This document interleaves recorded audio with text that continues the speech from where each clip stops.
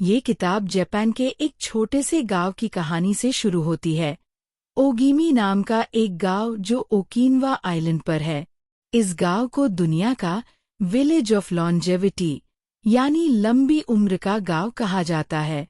यहाँ के लोग दुनिया में सबसे ज्यादा उम्र तक जीते हैं, 90, 100, यहाँ तक कि 110 साल तक भी। और इन लोगों का राज न कोई महंगी दवाई है, न कोई स्पेशल डाइट, बल्कि ये है एक जापानीज कॉन्सेप्ट जिसे कहते हैं इकिगाई। इकिगाई का मतलब है जीने की वजह, वो एक चीज जो आपको हर सुबह बिस्तर से उठने की वजह देती है। पहला और सबसे बड़ा सबक है, हर इंसान का एक इकिगाई होता है। इकिगाई 4 चीजों के इंटरसेक्शन पर मिलता है। पहली, वो जो आपको पसंद है। दूसरी, वो जिसमें आप अच्छे हैं। तीसरी, वो जिसकी दुनिया को जरूरत है। और चौथी, वो जिसके लिए आपको पैसे मिल सकते हैं।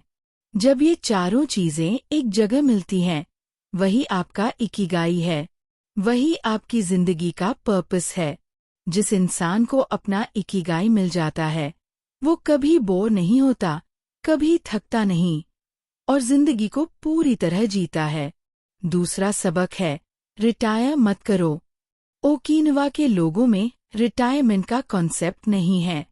वो जब तक जी सकते हैं, काम करते रहते हैं।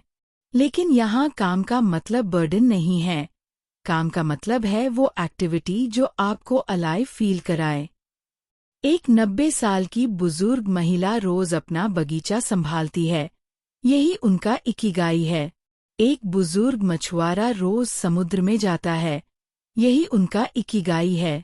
जब आपके पास जीने की वजह होती है, तो उम्र सिर्फ एक नंबर बन जाती है। तीसरा सबक है, फ्लो में रहो। हंगेरियन साइकोलॉजिस्ट मिहाली सिएसाइकिंटमिहाली ने एक कॉन्सेप्ट दिया जिसे फ्लो कहते हैं।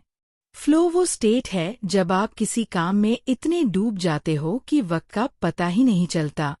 जब एक आर्टिस्ट पेंटिंग करता है और घंटों निकल जाते हैं, वो फ्लो में है। जब एक कोडर कोडिंग में इतना डूब जाता है कि खाना पीना भूल जाता है, वो फ्लो में है। ओकिनावा के लोग हमेशा फ्लो में रहते हैं, क्योंकि वो वही काम करते हैं जो उन्हें जेन्युइनली पसंद है। इकिगाई ऑथर्स कहते हैं कि जितना ज्यादा आप फ्लो में रहोगे, उतनी ज्यादा खुशी और उतनी लंबी जिंदगी। चौथा सबक है, छोटी छोटी चीजों में खुशी ढूंढो। ओकिनावा के लोगों की जिंदगी देखकर रिसर्चर्स हैरान रह गए।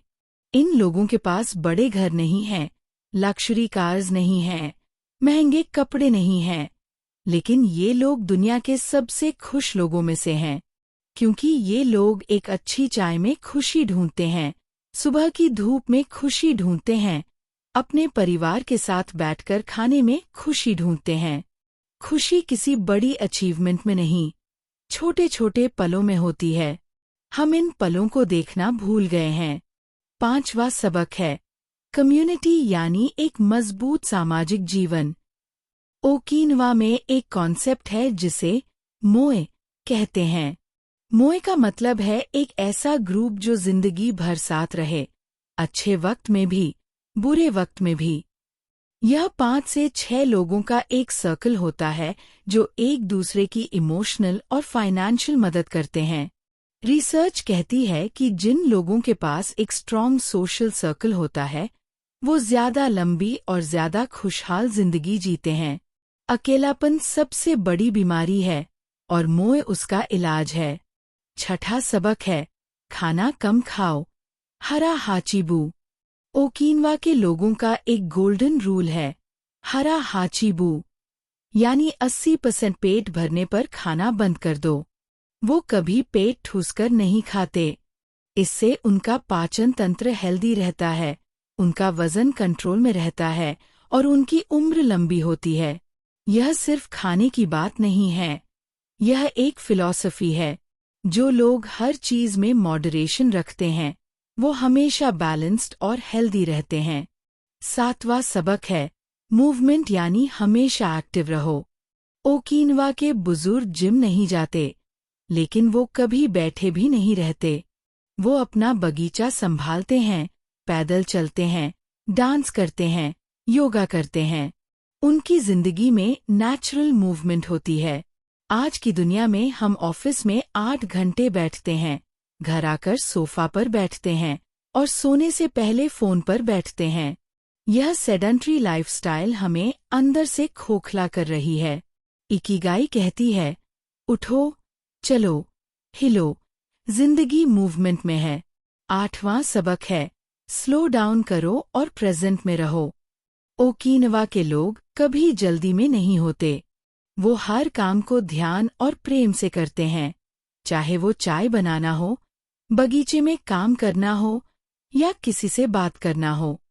ये जापानीज कॉन्सेप्ट वाबी सबी से जुड़ा है, जो कहता है कि हर चीज में, हर पल में एक ब्यूटी होती है, बस उसे देखने की नजर चाहिए। जब हम भागते रहते हैं तो जिंदगी हमारी आंखों के सामने से निकल जाती है और हमें पता भी नहीं चलता। इस किताब का सार यही है, जिंदगी का मतलब किसी बड़ी सक्सेस में नहीं है, किसी बड़े घर में नहीं है, किसी बड़े बैंक बैलेंस में नहीं है। जिंदगी का मतलब है वो छोटी सी चीज जो आपको हर सुबह उठने की वजह देती है। अपना इकिगाई खोजो और फिर देखो कि जिंदगी कितनी खूबसूरत हो जाती है।